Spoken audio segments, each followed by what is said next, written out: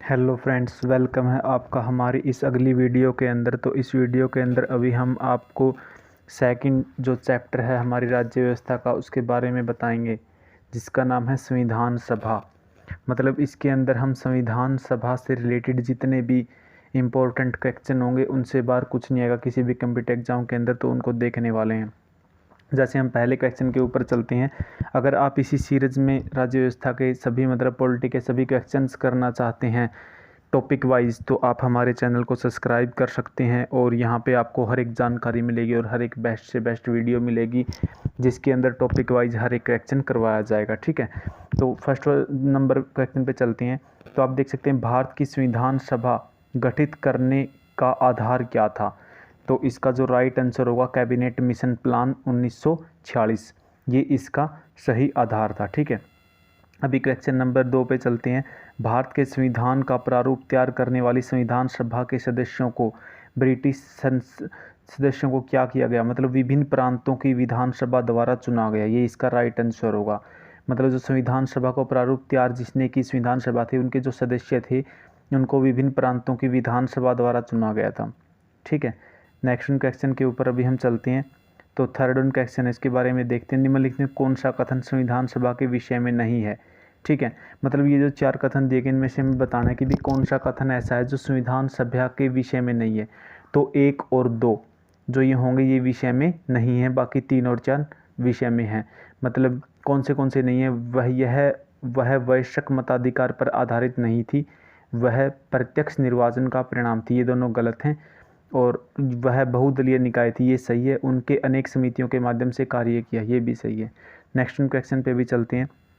Number 4, तो मुस्लिम league के किस कारण संविधान सभा का बहिष्कार किया? मुस्लिम जो लीग थी उसने संविधान सभा का बहिष्कार किया, तो वो किस कारण किया गया था? मुस्लिम लीग मुसलमानों के लिए एक अलग संविधान चाहती थी, तो इसलिए उन्होंने क्या किया, जो संविधान सभा बनाई गई थी उसका बहिष्कार किया। नेक्स्ट क्वेश्चन है 5th, निम्नलिखित कथनों में से कौन सा सही है? तो इसके अंदर 4 कथन दिए गए हैं, बाकी गलत हैं, लेकिन इसके अंदर एक ही कथन सही है। वर्ष 1946 में प्रांतीय सभाओं द्वारा भारत की संविधान सभा चुनी गई। ठीक है, कब चुनी गई? 1946 में। नेक्स्ट क्वेश्चन पे चलते हैं 6 पे। तो 6 जो क्वेश्चन है इसको आप देख सकते हो, भारतीय निर्मात्री सभा प्रांत जो भारतीय संविधान निर्मात्री सभा थी वो मतलब किसके द्वारा चुनी गई थी, इसके अंदर ये पूछा जा रहा है। तो 4 ऑप्शन है, तो इसका जो सही ऑप्शन है वो होगा प्रांतीय विधान सभाओं द्वारा परोक्ष रूप से आनुपातिक प्रतिनिधित्व प्रणाली द्वारा चुनी गई थी। जो संविधान निर्मात्री सभा थी वो प्रांतीय विधान सभाओं द्वारा परोक्ष रूप से आनुपातिक प्रतिनिधित्व प्रणाली द्वारा चुनी गई थी। नेक्स्ट क्वेश्चन के ऊपर चलते हैं। तो नेक्स्ट जो क्वेश्चन होगा वो है, सन 1936 में भारतीय राष्ट्रीय कांग्रेस द्वारा संविधान सभा के गठन की मांग कहाँ पर हुए अधिवेशन में रखी गई? मतलब 1936 में जो अधिवेशन हुआ था वो कहाँ पे हुआ था, मेन बात ये। तो वो लखनऊ के अंदर हुआ था और उसके अंदर संविधान सभा के गठन की मांग रखी गई थी। ठीक है, तो वो अधिवेशन जो है लखनऊ में हुआ था। नेक्स्ट क्वेश्चन है, कैबिनेट मिशन योजना के अनुसार संविधान सभा में कुल कितने सदस्य होने थे? तो कुल कितने सदस्य होने थे? 379 सदस्य होने थे। 9th क्वेश्चन है, भारतीय संविधान सभा को अपनाया गया संविधान सभा द्वारा, जो भारतीय संविधान था उसको किसके द्वारा अपनाया गया? संविधान सभा के द्वारा। 10th क्वेश्चन है, संविधान सभा के स्थायी अध्यक्ष कौन थे? जो स्थायी अध्यक्ष थे वो डॉक्टर राजेंद्र प्रसाद इसकी संविधान सभा के स्थायी अध्यक्ष थे। ठीक है, नेक्स्ट क्वेश्चन के ऊपर चलते हैं। संविधान सभा के अस्थायी अध्यक्ष कौन थे? जो संविधान सभा के अस्थायी अध्यक्ष थे वो थे डॉक्टर सच्चिदानंद सिन्हा। मतलब सच्चिदानंद सिन्हा जो थे वो संविधान सभा के अस्थायी अध्यक्ष जो पहले दिन चुने गए थे। जो नेक्स्ट क्वेश्चन, संविधान निर्मात्री सभा में झंडा समिति के अध्यक्ष कौन थे? तो झंडा समिति के जो अध्यक्ष थे वो थे JB कृपलानी। ठीक है, अब नेक्स्ट क्वेश्चन के ऊपर अभी हम चलते हैं 13, प्रस्तावित मूल संविधान के कुल कितने सदस्यों का विभाजन किस प्रकार होना निश्चित हुआ? ठीक है, कुल सदस्यों का जो विभाजन होना था वो किस प्रकार निश्चित हुआ था? उपरोक्त सभी, मतलब इसमें ब्रिटिश प्रांतों के 292 प्रतिनिधि थे, देसी विरासतों के 93 प्रतिनिधि थे और मुख्य कमिश्नरी क्षेत्रों के 4 प्रतिनिधि थे। ठीक है, मतलब इस तरीके से उनका विभाजन किया गया था कि भी कौन कौन संविधान सभा के अंदर किस तरीके से निश्चित होगा। तो नेक्स्ट क्वेश्चन है, निम्नलिखित में संविधान सभा की संघ संविधान समिति का अध्यक्ष कौन था? ये जवाहरलाल नेहरू थे। जो संघ संविधान समिति थी उसका अध्यक्ष कौन था?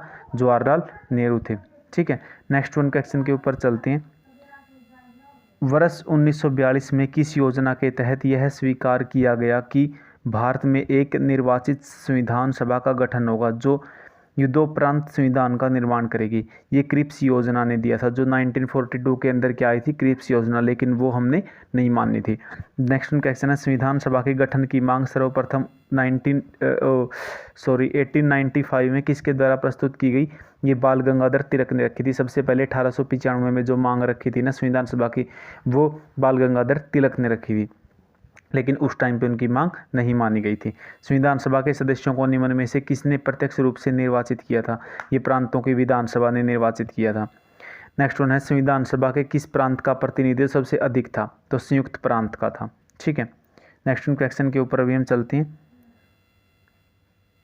भारत के एक संविधान देने का प्रस्ताव संविधान सभा द्वारा पारित किया गया था।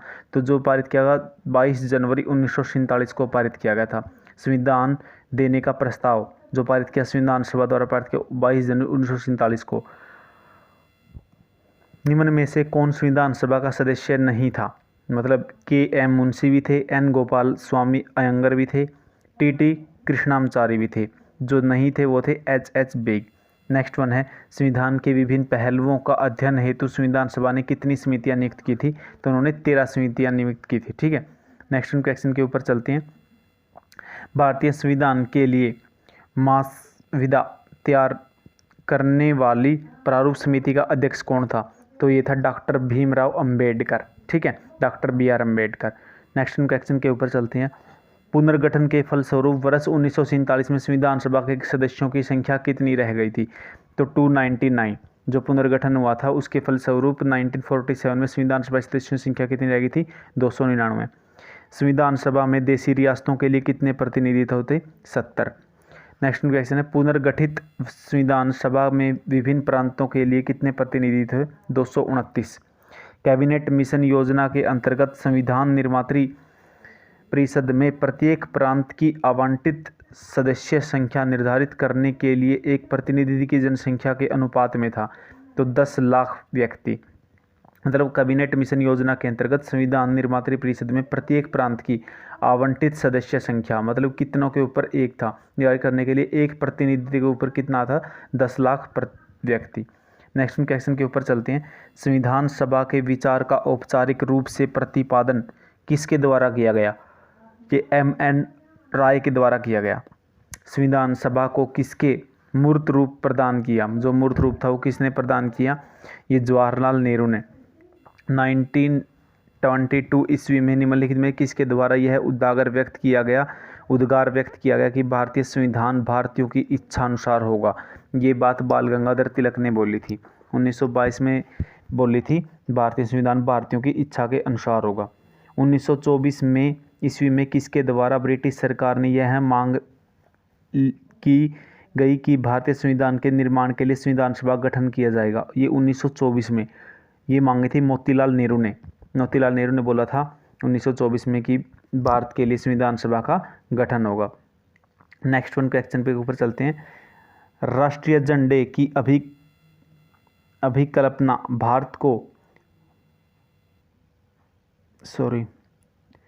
राष्ट्रीय झंडे की अभिकल्पना को भारत की संविधान सभा में ग्रहण किया गया था। ये जुलाई 1947 में किया गया था। भारत की संविधान सभा द्वारा राष्ट्रीय झंडे के डिजाइन को कब स्वीकार किया गया था? 22 जुलाई 1947 को। संविधान सभा के उद्घाटन अधिवेशन की अध्यक्षता किसने की थी? सच्चिदानंद सिन्हा ने की थी। संविधान सभा की प्रथम बैठक कब हुई? ये 9 दिसंबर 1946 को हुई थी। संविधान सभा ने संविधान को अंतिम रूप से किस दिन पारित किया? 26 नवंबर 1949 को। ठीक है, नेक्स्ट क्वेश्चन के ऊपर चलते हैं। संविधान सभा अंतिम रूप से किस दिन आखिरी बार मिली? तो ये 24 जनवरी 1950 को मिली थी। ठीक है, कांग्रेस ने किस वर्ष किसी प्रकार से बाह्य हस्तक्षेप के बिना भारतीय जनता द्वारा संविधान के निर्माण की मांग को लेकर प्रस्ताव पारित किया था? ये 1936 में किया था। 1938 में किस व्यक्ति ने वैश्विक मताधिकार के आधार पर संविधान सभा के गठन की मांग की थी? जवाहरलाल नेहरू ने की थी। ठीक है, नेक्स्ट क्वेश्चन के ऊपर चलती हैं। 11 दिसंबर 1946 को किसे संविधान सभा का स्थायी अध्यक्ष चुना गया था? डॉक्टर राजेंद्र प्रसाद को। ठीक है। भारतीय संविधान सभा की संघीय शक्ति समिति के अध्यक्ष कौन थे? ये थे पंडित जवाहरलाल नेहरू। भारतीय संविधान को किसने बनाया? संविधान सभा ने। संविधान सभा के लिए चुनाव कब संपन्न हुए? ये 1946 में संपन्न हुए थे। नेक्स्ट क्वेश्चन के ऊपर चलते हैं। संविधान सभा का संवैधानिक सलाहकार किसे नियुक्त किया गया? BN राव को। संविधान सभा की प्रथम बैठक 9 दिसंबर 1946 को डॉक्टर सच्चिदानंद सिन्हा की अध्यक्षता में हुई। किस प्रमुख राजनीतिक दल ने इसका बहिष्कार किया था? तो इसका मुस्लिम लीग ने बहुत ज़्यादा बहिष्कार किया था। जो नेक्स्ट क्वेश्चन के ऊपर चलते हैं। 45 संविधान सभा के सदस्य प्रतिनिधि थे, जनता द्वारा अप्रत्यक्ष निर्वाचित थे वो सारे। ठीक है। संविधान सभा में विभिन्न प्रांतों के लिए 292 सदस्यों का निर्वाचन होना था। इनमें से कांग्रेस के कितने प्रतिनिधि निर्वाचित होकर आए थे? 208। संविधान सभा में किस देशी रियासत के प्रतिनिधित्व ने भाग नहीं लिया था? हैदराबाद ने नहीं लिया था। ठीक है। नेक्स्ट क्वेश्चन पे चलती हैं। 48 BR अम्बेडकर का संविधान सभा में निर्वाचन हुआ। ये पश्चिम बंगाल से हुआ था। संविधान सभा में कितने उपस्थित सदस्यों ने संविधान पर हस्ताक्षर किए थे? 284 ने। संविधान सभा द्वारा अंतिम रूप से पारित संविधान में कुल कितने अनुच्छेद और अनुसूचियां थी? 395 अनुच्छेद और 8 अनुसूचियां थी। ठीक है। नेक्स्ट क्वेश्चन पे चलते हैं। संविधान सभा का चुनाव निम्न में से किस आधार पर हुआ? वर्गीय मताधिकार पर हुआ।